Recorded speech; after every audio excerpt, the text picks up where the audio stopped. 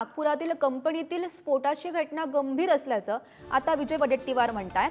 दोषींवर कडक कारवाई व्हायला हवी अशी मागणी सुद्धा त्यांनी केली आहे आणि येणाऱ्या अधिवेशनात हा मुद्दा लावून धरणार असं सुद्धा विजय वडेट्टीवार यांनी म्हटलेलं आहे।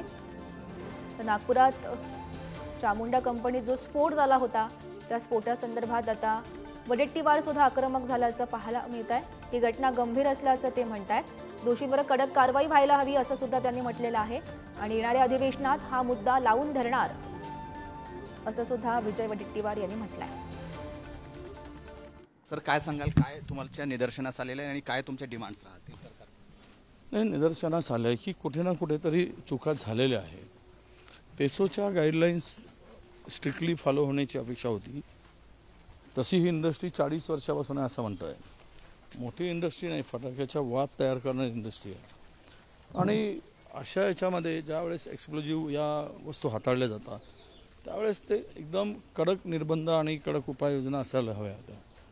ही घटना अत्यंत दुर्दैवी आहे। परत 6 लोकांचा जीव गेला, परत 3 लोक गंभीर आहेत। शासन काय मदत ते करेल ते करेल। संबंधित यंत्रणा हप्तेखोरीमध्ये गुंतली आहे आणि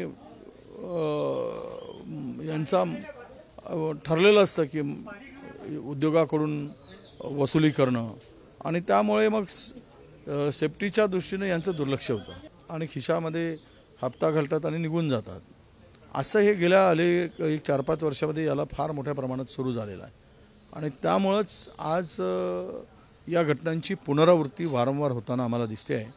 आमची मागणी आहे की 50 लाख रुपये मॅनेजमेंटने आणि 25 लाख रुपये शासनाने अशी 75 लाखांची मदत दिली पाहिजेत। काही लोकांना अजिबातच आधार नाही, त्यांच्या घटना तर झालीच आणि जे काही गंभीर जखमी आहेत त्यांनासुद्धा भरपूर मदत आणि त्यांची योग्य काळजी घेणं अत्यंत आवश्यक आहे। धन्यवाद। कॅमेरामॅन मंगेश हस्तकसह जितेंद्र शिंगाडे, पुढारी न्यूज, धामणा, नागपूर।